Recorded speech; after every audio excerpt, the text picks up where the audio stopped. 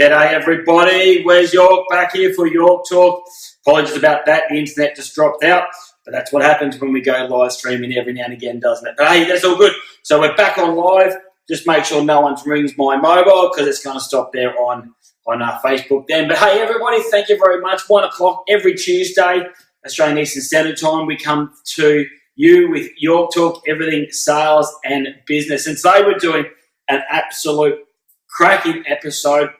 We had some emails coming through the week, and one of the biggest ones was, hey, Wes, can you help us out with some sales strategies and maybe some mistakes that we're making that we can fix up pretty easy, so therefore we can lift our numbers, we can lift our close rate, we can increase our average transaction size, especially when we're only a few weeks away from the end of the financial year here in Australia. So this is what we've done today. We've come with seven common sales mistakes that people make, which can be rectified really, really easy. But just before I get to these seven, I just want to do a couple of quick shout-outs. I want to say g'day to Phil Lowe over in Fiji. If you haven't had Fiji coffee, you need to. If you haven't had 18 degrees still water, absolutely amazing. You know what? And I also want to have a shout-out to Tamara's segment down in Melbourne. We just purchased some of her range here, which is Yoga is My Religion t-shirts. Absolutely fantastic, Tamara.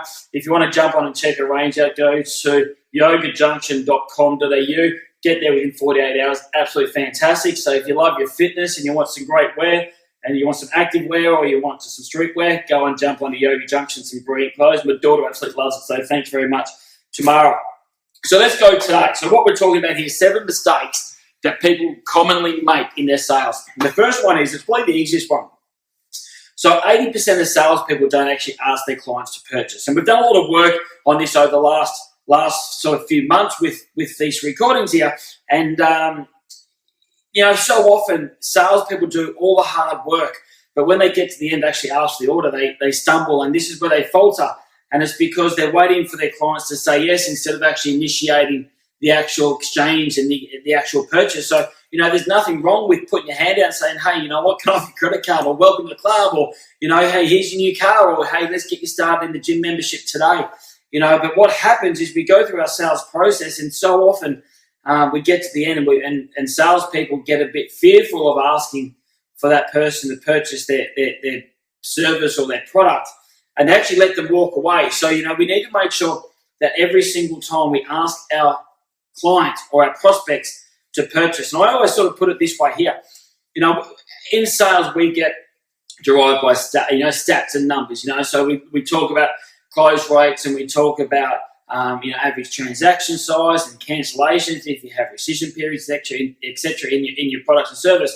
But I always say this: if you actually don't actually ask your clients to purchase, then you actually can't even add that as a statistic. You can't even put that as a prospective client. So we need to make sure that we ask every single client to purchase. We need to make sure we ask for the order. And you know what? Here's a sort of rule of thumb: ask a lot earlier than what you do now. Because what it does, every single time you ask your clients to purchase, what it usually does is actually uncovers the main objection. And, we can't really get a sale unless we get the true objection, because we need to have objections through our sales process. Otherwise, we just have our strokers, right? And just sit there and go, yeah, all the way through, and then say no at the end. So we need to make sure we ask our clients to purchase, and we need to make sure we ask earlier than what we do now, so therefore we can uncover the main objection there.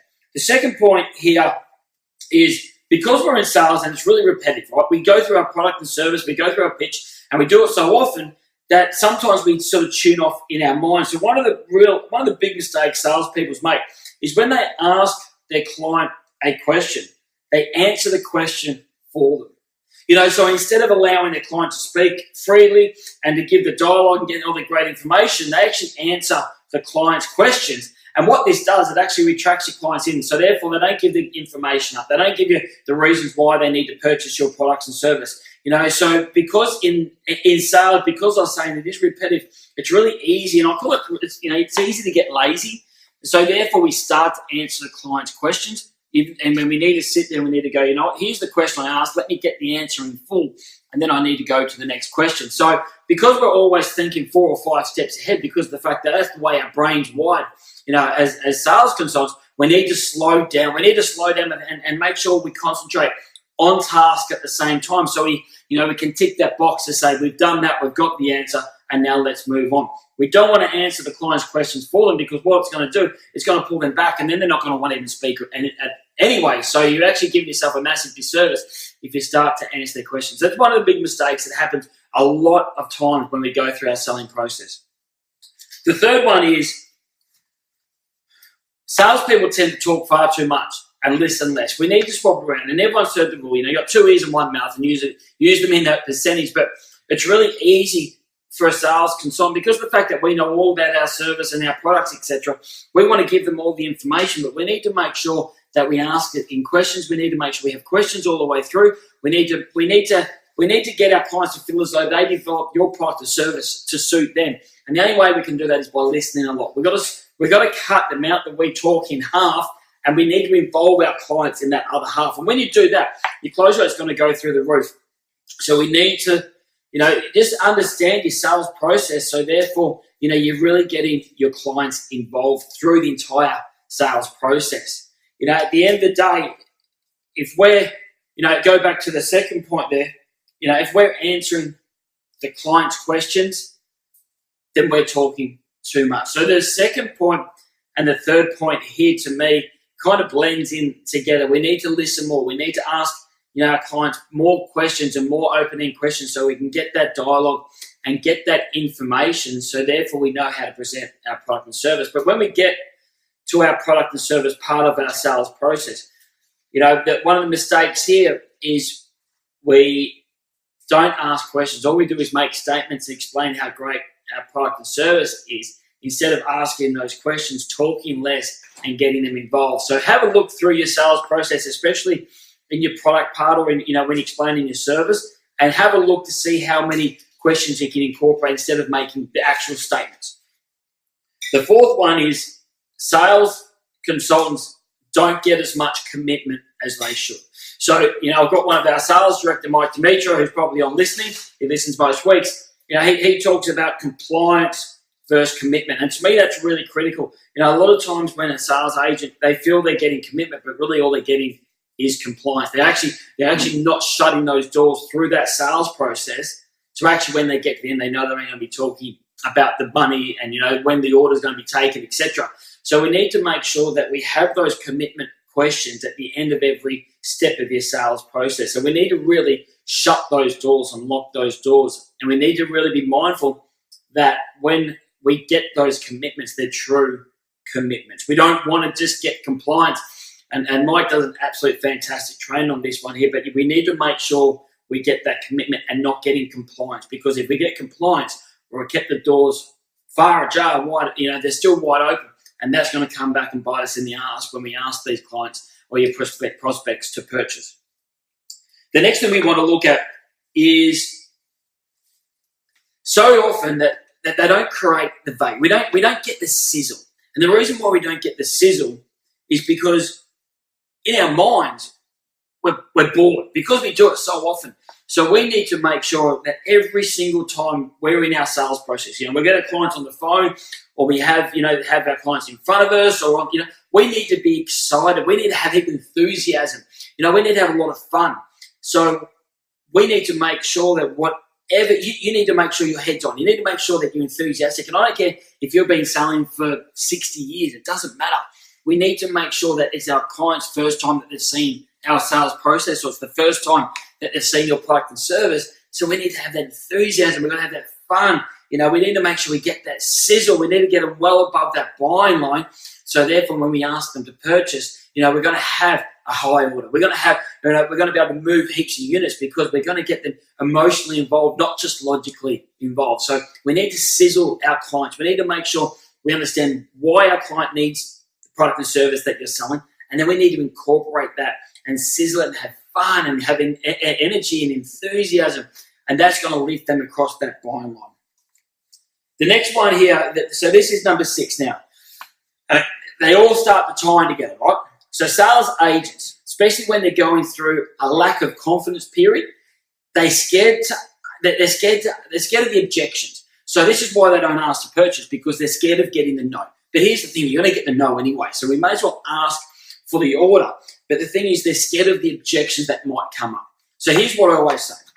If you go into every sales presentation or process or whatever, however you sell your service and product. And you go with enthusiasm and you find out the real dominant buying motive, the real reason why your client needs your product and service. You create or you agitate that massive problem. The objections you're going to get at the end, they're not really going to be objections. They're going to be more concerns. But here's the thing. If your client does not give you a concern, does not give you an objection, you don't have a say. Because every single person, if they trust you and they like you, they're gonna give you their concerns, but then you can turn that straight around into the close. So we can't be fearful of the objections. We need to make sure we hit them, face on and head on, because at the end of the day, without those objections, we're not going to get that sale. So we can't be fearful of it. We need to embrace it, because this is your client trusting you to give you enough information. So, hey, Wes, at the end, maybe the price is too much, or maybe the delivery date's not right. That's the concern. We overcome, we move on, we get that sale. So that to me is a really critical aspect. We can't be fearful of the objections. We need to be looking forward to them, because when we get them, we know we're getting closer to the sale. And the last one, the seventh one, it all starts with this. I've left this one to last. It all starts with your mind. If you don't have a healthy mind, and if you don't educate yourself, and I praise every single person who jumps onto your talk every single week, and we have some absolute fantastic followers, but we need to make sure our mind is in the right place, because guess what?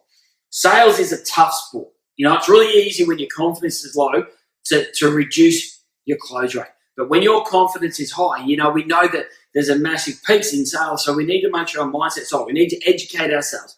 We need to make sure we always listen to the right feel for our minds, so every single time we see that prospect, or every single time we have that opportunity, we're hitting it head on, and we've got that enthusiasm, we've got that confidence, and we know our sales steps. So it's really important that we start with the mind. Every single day you've got your affirmations, you do your follow-up calls, you've got your checklist every single day, so nothing gets left unturned, to make sure that we hit that success every single day and every single week, and then it gets to the end of the quarter and we've hit our targets. So your 7 points for today, and these are your 7 common mistakes that are made. Salespeople don't ask for the order. It's crazy, that we work so hard to get to that point, yet we don't actually ask them to purchase. And the stats show that 80% of salespeople don't actually ask their clients to purchase. Go figure, right? The second one is we need to make sure that we don't answer our own questions. And it sounds crazy, doesn't it? But you know what? You watch a sales scenario and watch how many times a sales agent will answer their own question. It happens far more than, and if you record your sales process, you'll hear it in yourself as well. We also talk too much. We need to listen far more. The person that can listen, in any sales process is going to win more often than not. So we need to make sure we listen far more and talk far less, because if they're the ones doing the talking, they're the ones getting involved. We need to make sure that we get that commitment. So remember I said with the sales director, Mike Demetrio, we need to get commitment and not compliance. I love that line. I love his training, so it's absolutely brilliant. So thanks, Mike. That's awesome. The next one is we need to sizzle our product. We need to really have that energy and that enthusiasm, have a heap of fun and sizzle that product. Got to get that client above that line. Then we need to make sure that we're not scared of the objections. We need to hit objections head on. We need to have objections in our sales process to get sales to start with. So we need to look at objections as buying signs instead of obstacles and hurdles. And then the last one, it all starts with our mind. It all starts to make sure our mind's in the right place. We've got to educate ourselves right. We need to listen to the right stuff. We need to fuel our mind, so therefore we can go out there and be successful and absolutely smack it out of the park. So you know what? This is your talk. So they're the seven common mistakes that are made all the time. And I guarantee that you make some of these mistakes on a daily basis. And these are great points just to pick them up and go, you know what? You're right there, Wes. Let me change that a bit and watch the results get up. So every Tuesday, make sure you share this. Make sure you like it. I can see there's comments. I can't read the comments because, I'm half blind. So make sure you share it. You like it. Instagram Live first time. Thanks very much, everybody. I've got comments. I can see heaps happening there. And every single Tuesday, 1 o'clock Australian Eastern Standard Time. This is York Talk. If you want to figure out a bit more about what Sales Coaching International does, then jump onto my website, which is wesyorksales.com, and we can help you out with anything from sales to marketing to getting your business up and running to make sure your sales agent's absolutely flying and killing it. So jump on the website, check us out, wesyorksales.com. And you know what? We'll see you back this same time next Tuesday, 1 o'clock Australian Eastern Standard Time, for the next episode of York Talk, everything sales and business. Have an absolute cracking week, everyone.